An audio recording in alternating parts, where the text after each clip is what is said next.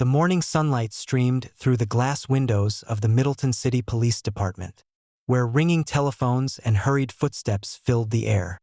Alice Monroe stood at her desk, her eyes fixed on the computer screen, though her mind was a swirl of tangled thoughts.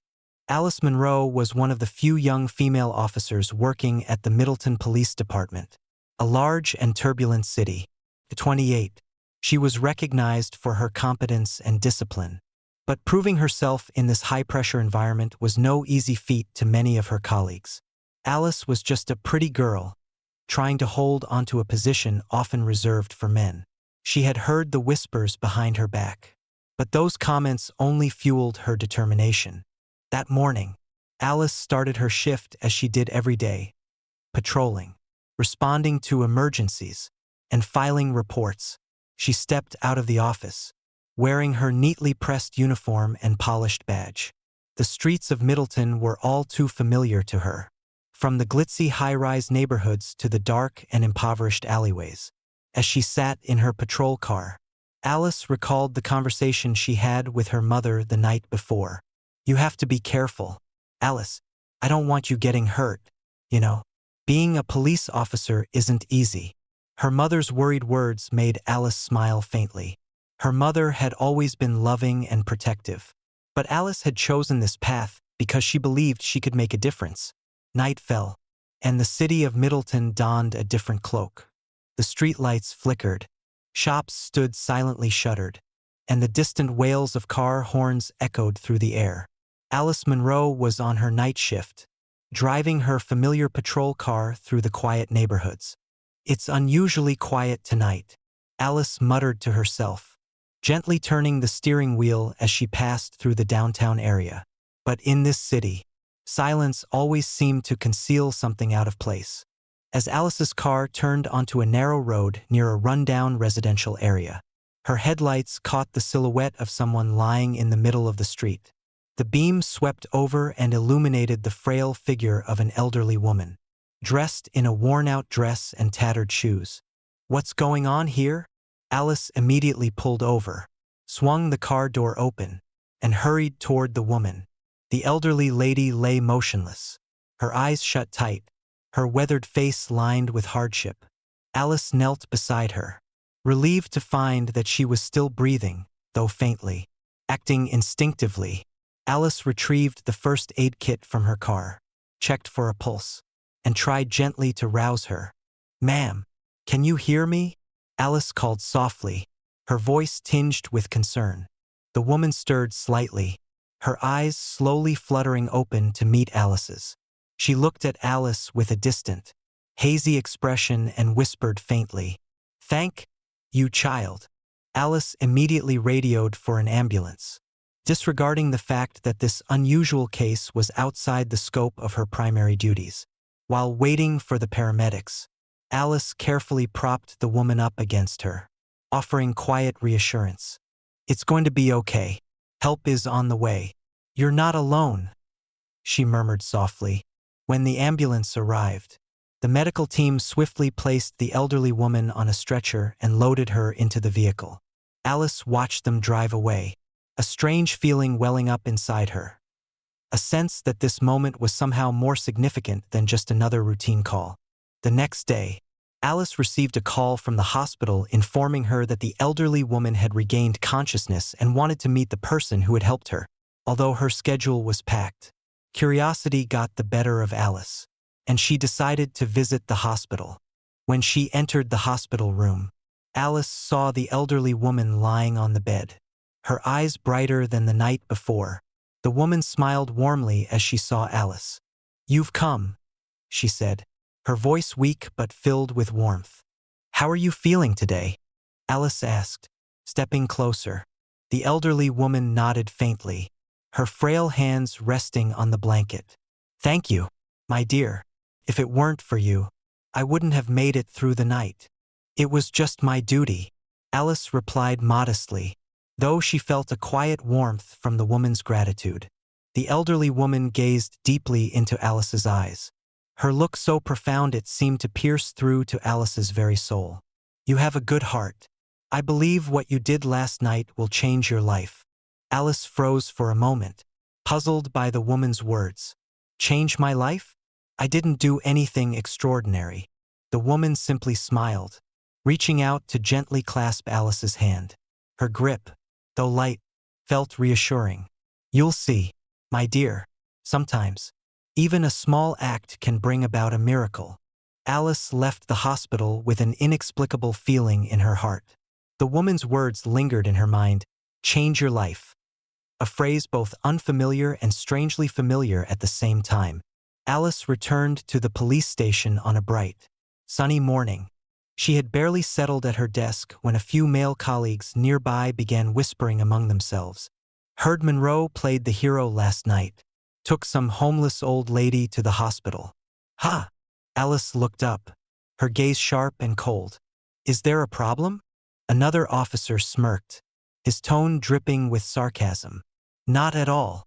It's just cops are supposed to deal with the big stuff, right? Not charity work. Alice didn't respond. She knew engaging in their pointless remarks would only waste her time. But what surprised her was the reaction of Chief John Harris. He entered the room, his face as stern as ever, though his eyes lingered on Alice for a brief moment. Monroe, in my office. Now, Harris said, his tone giving nothing away.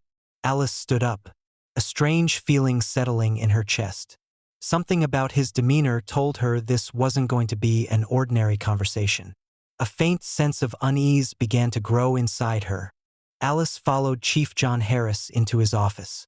The atmosphere in the room felt tense, though Harris maintained his usual stern expression. He sat down behind the large wooden desk, his sharp gaze fixed on Alice. Monroe, take a seat. Alice sat down across from him, her posture straight, eyes focused on the chief. This wasn't her first time in this office, but today, something felt different, strangely unfamiliar. Do you know who the old woman you saved last night is? John Harris's voice was deep and deliberate. Alice frowned slightly. She only said a few odd things. Sir, I thought she was an elderly homeless woman who needed help. Chief Harris was silent for a moment before rising from his chair and walking to the window, gazing out at the city below. She's not homeless, Monroe. That woman is my mother, Mary Harris. Alice froze in surprise. Your mother? John Harris turned back, his face softening just a little at the mention of Mary. Yes, she's over 80 now, and her health is declining. Sometimes she wanders off on her own.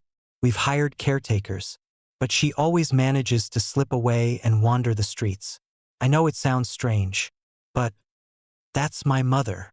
Alice struggled to process this unexpected revelation, her mind racing. I didn't know. I was just doing what I thought was right. Harris nodded, his expression less severe. You did do the right thing, Monroe. My family, and I owe you our thanks. That's not necessary, sir. It was my responsibility. Alice replied firmly, though a lingering confusion still clouded her thoughts. The chief let out a long breath, his tone softening. My mother is a remarkable woman, Monroe. She's been through a lot in her life, and she's had a profound influence on me. Apparently, she wants to see you again. Alice sat quietly for a moment, then nodded. Of course, sir. I'd be happy to visit her. A faint smile tugged at the corners of John Harris's mouth. Good. I believe meeting her will mean something for both of you. That afternoon, Alice stood before the large gate leading to an old, elegant house nestled in a quiet neighborhood. This was the residence of Mary Harris, the police chief's mother. Taking a deep breath to calm her nerves, Alice pressed the doorbell. A housekeeper answered the door and guided Alice into the living room. The room exuded a classic charm, with vintage paintings adorning the walls and a grand piano standing proudly in one corner. In the center of the room, Mrs. Mary sat in an armchair, a knitted shawl draped over her shoulders. When she saw Alice, her face lit up with a warm smile. You're here, little officer. Alice smiled back and stepped closer. I came to see you, as the chief requested. No need to be so formal. My dear, just call me Mary. the older woman said, gesturing for Alice to sit beside her. The atmosphere in the room turned warm and inviting as the two began to talk. Alice listened intently as Mary shared stories about her life. She had been an elementary school teacher for many years, dedicating her time to working in underprivileged communities. Mary had spent much of her life fighting for equality and standing up against racial discrimination during America's difficult times. "You know," Mary said, her gaze drifting as if she were looking back into the past. "There was a time when I was threatened, ostracized for standing up for my black students. But I wasn't afraid, because I believed that kindness and love could erase all boundaries." Alice sat quietly, the words settling deep within her. There was something in Mary's voice, something profound that touched a hidden part of Alice's heart. "And what about you, Alice?" Mary asked gently. "Have you ever felt like you're fighting alone?" Alice hesitated for a moment. She thought about the snide remarks from her colleagues, the long days she spent working twice as hard to prove she belonged. "I think sometimes I do feel that way." Mary smiled faintly and took Alice's hand in hers, her touch gentle yet steady. "Don't ever give up, dear. Even the smallest act of kindness can change the world." In the days that followed, Alice often visited Mary. They gradually grew close, like two friends from different generations. Mary opened Alice's eyes to a new perspective on Middleton, one she had never seen before. One day, Mary asked Alice to take her to the impoverished community where she had once worked. "I want to show you something, Alice," she said. Alice drove Mary to the outskirts of the city, where rows of dilapidated houses stood shoulder to shoulder. Children played in tattered clothes, and adults sat quietly on their porches, their faces worn with fatigue and worry. Alice had never imagined that Middleton had a side like this. "Do you see this, Alice?" Mary asked softly. "These are the people who need us. They don't need pity. They need real, tangible actions that can help change their lives." Alice remained silent as she took in her surroundings. A sense of responsibility, heavier than before, settled on her shoulders. Mary's words lingered in her mind. Was being a police officer just about catching criminals and writing reports? Or was there something greater, something more meaningful she could do? That evening, Alice sat alone in her small apartment, gazing out at the night sky through the window. She thought about the children in the impoverished community and Mary's words. Even the smallest act can change this world. The next day, Alice paid closer attention during her patrol shifts. Instead of simply driving through the usual routes, she took time to talk to the people in struggling neighborhoods. However, this quickly sparked murmurs within the police department. A colleague confronted Alice directly. "Monroe, what are you doing? We're cops, not social workers." Alice replied calmly. "We're police officers, but we're also human beings. And sometimes, being human means doing more than just patrolling." Alice's first real challenge came when she encountered a teenage boy in the community who had been accused of theft by another officer. Something in Alice's gut told her that the situation didn't add up. She decided to dig deeper to uncover the truth. That afternoon, as Alice patrolled through the impoverished neighborhood Mary had once shown her, she noticed a small crowd gathering in front of an old convenience store. Heated arguments echoed from inside. "That kid stole something. I saw him shove it into his pocket." The voice of an angry middle-aged man, the store owner, rang out sharply. Alice stepped in, and the crowd quickly parted to make way for her.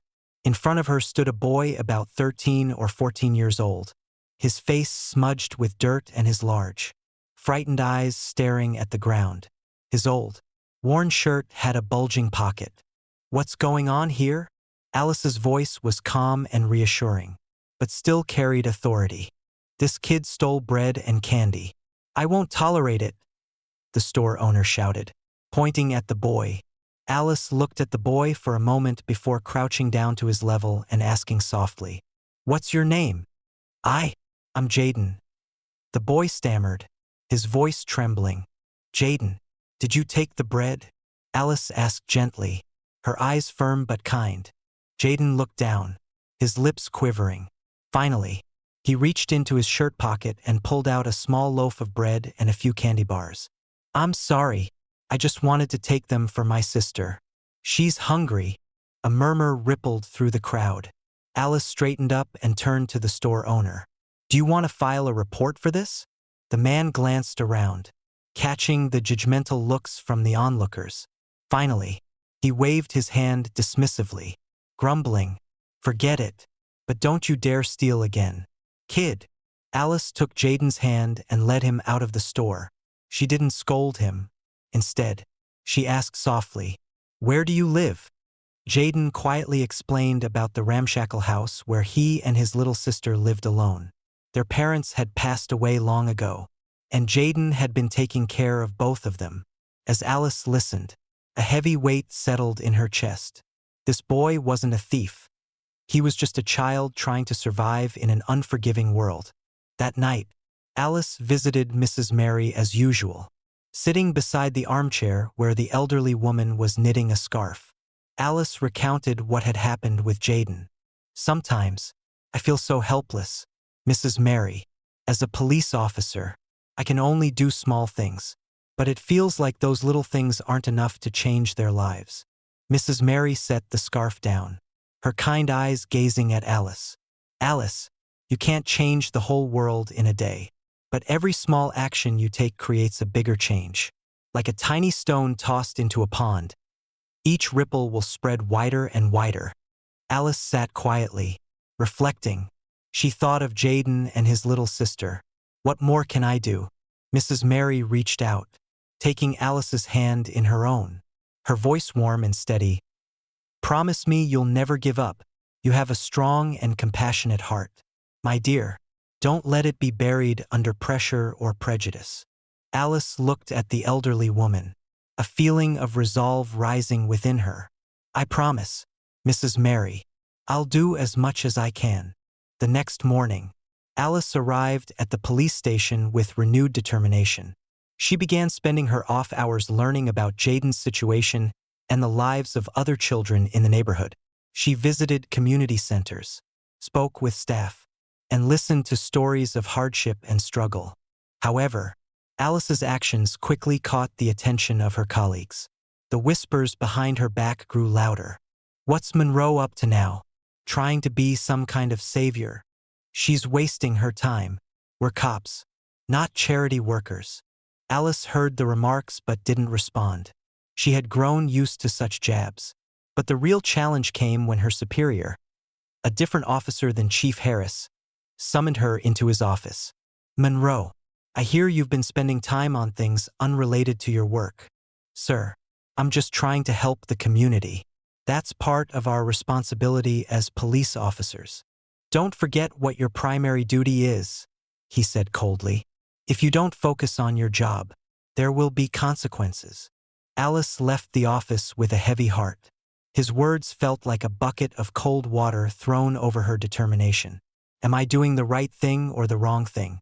Alice decided not to give up. That night, she visited the rundown house where Jaden and his little sister lived. The small, cramped space lacked even the most basic necessities. Jaden sat at the table, trying to fix a broken lamp. When he saw Alice, his eyes widened in surprise. Officer, what are you doing here? Alice smiled softly. I came to see if you and your sister are doing okay. Jaden's younger sister, a girl about 6 years old, ran out with bright, innocent eyes. Mississippi Jaden brought me bread today.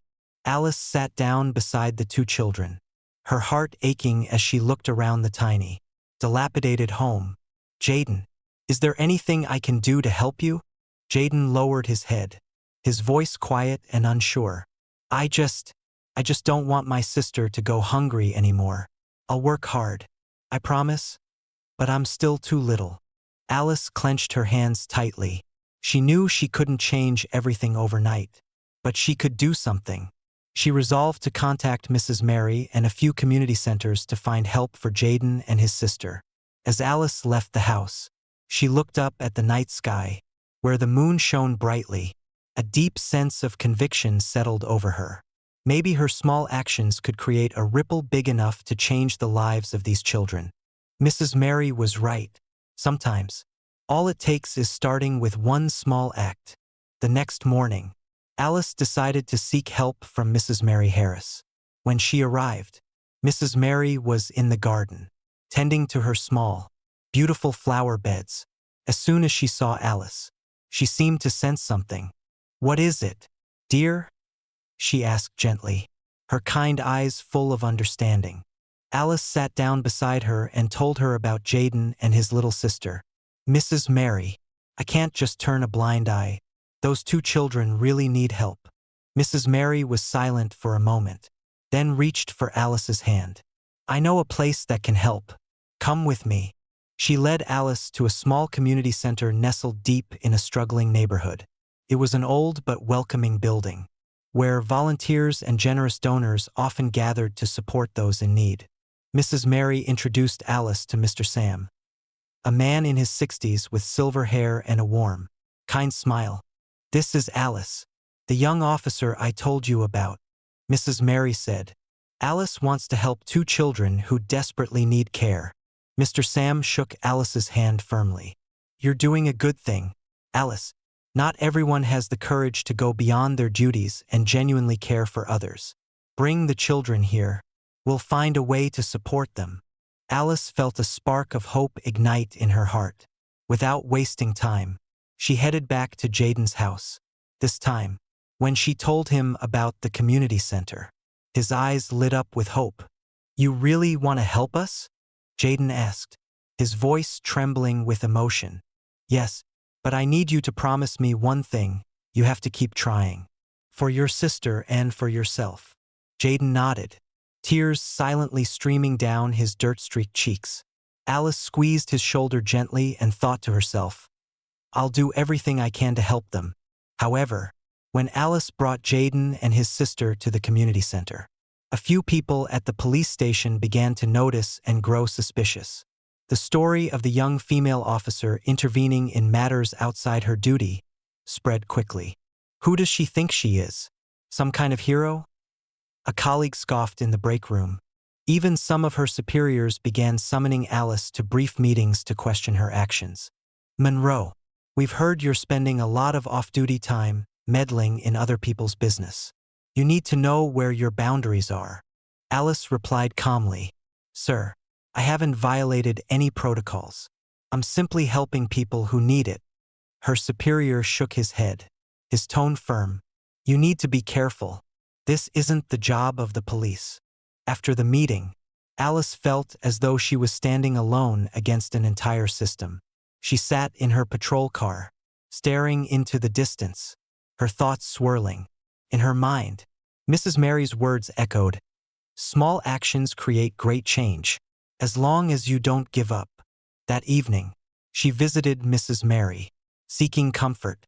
The elderly woman was sitting by the window, gazing out at the night sky. When she saw Alice, she spoke softly, "Don't let anyone extinguish the fire within you. Alice, any kind of change will face resistance. That's just the way it works." Alice nodded, a new resolve glimmering in her eyes. "I won't give up, Mrs. Mary. I promise." One day, during her shift, Alice received a report about a break-in and robbery at a small store in the impoverished community area. When she arrived at the scene, she was shocked to see Jaden being handcuffed by another officer while the store owner shouted repeatedly, "He's a thief. I saw him near the store when it happened." Jaden, tears streaming down his face, shook his head vigorously. "I didn't do anything. I was just passing by." Alice felt her heart tighten. She stepped forward and said firmly, "Release the boy. I'll handle this." The other officer frowned. "Monroe, are you covering for him again? He's just a delinquent kid." Alice stared straight into his eyes. "This boy is innocent. We don't have any evidence yet." She pulled Jaden aside and gently asked, "What happened, Jaden?" "I don't know. I was just buying bread for my sister when I saw the store's window broken. I was going to get help when they grabbed me." Alice believed the sincerity in his words. She immediately began investigating the scene. looking for clues. With her experience, Alice quickly noticed several inconsistencies. The glass window had shattered from the inside, not the outside, as the store owner had initially claimed. Alice called her colleagues and requested to review nearby security camera footage. After an hour of searching, the video revealed the real culprits, a group of older teenagers. Jaden was completely innocent. When the truth came to light, the store owner awkwardly apologized to Jaden. Alice placed a reassuring hand on the boy's shoulder and said softly, "See? The truth will always come out as long as we don't give up."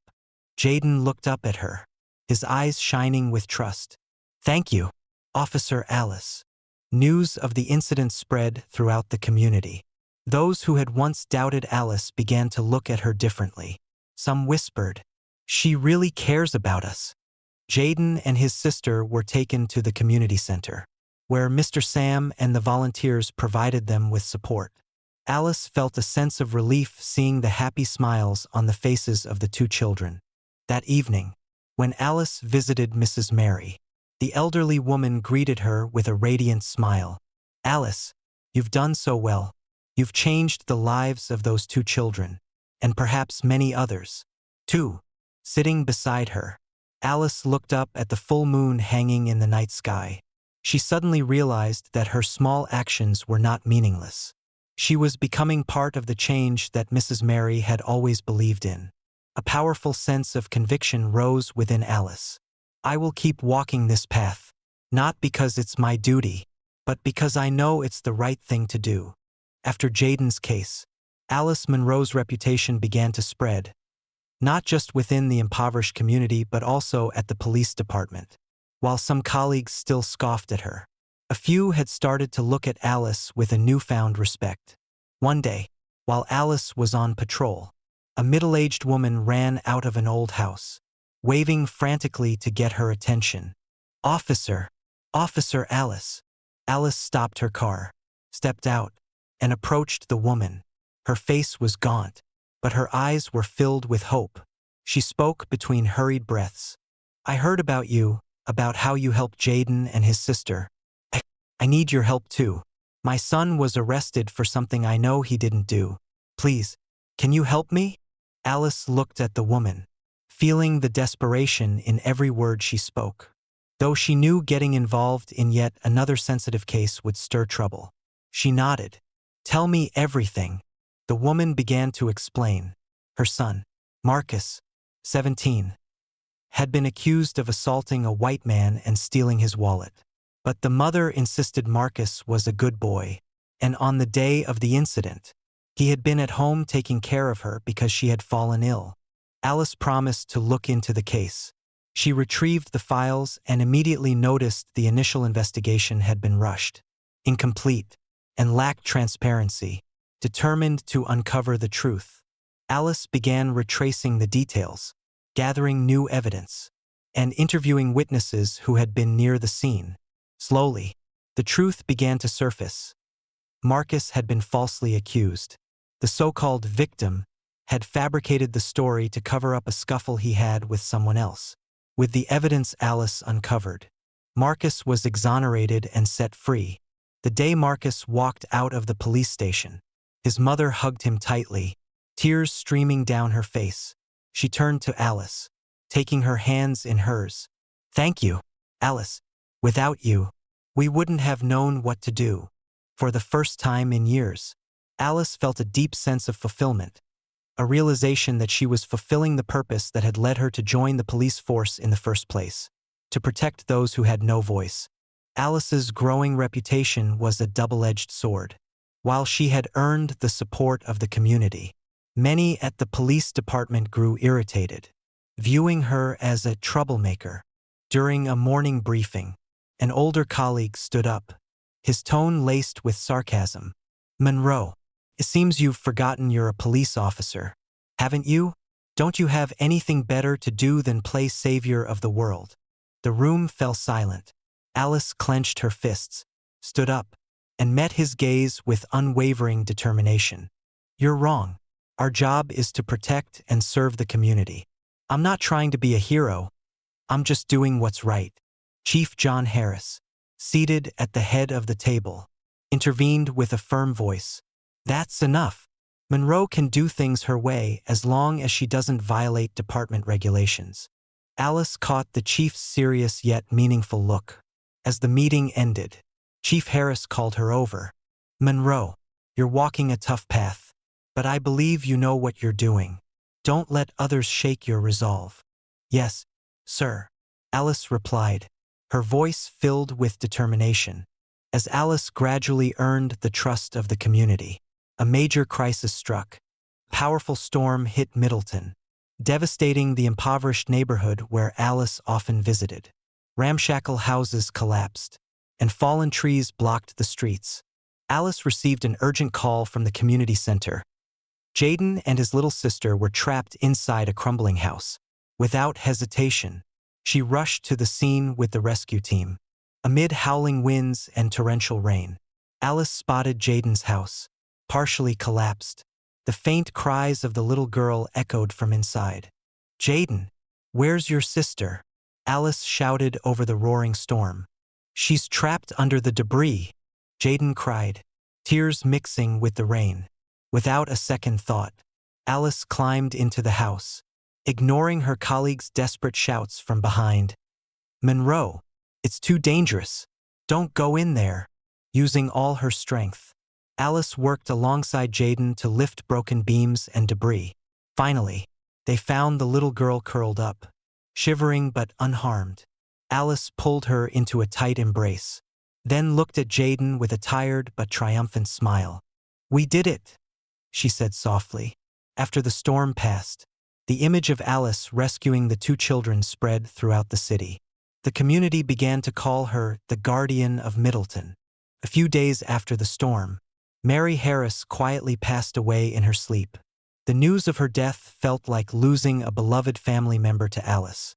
She stood by Mary's casket during the funeral, gazing at the photo of her gentle smile, her eyes blurred with tears. At the funeral, Police Chief John Harris approached Alice and spoke softly. My mother was so proud of you, Monroe. She always believed that one person could make a difference, and you've proven her right. Alice nodded, her voice choked with emotion. I won't forget what she taught me. After the funeral, Alice returned to her work, but now she no longer felt alone. The police department had begun to see her in a new light, and the community trusted her as a true protector. One day, Alice received a small letter from Jaden. In it, he wrote, Thank you, Miss Alice. Because of you, I believe there are still good people in this world. I'll grow up to be like you, someone brave who never gives up. Alice read the letter, a smile spreading across her face. She looked up at the sky through the window and whispered to herself, Thank you, Mary. I'll keep moving forward because I know it's what you would have wanted.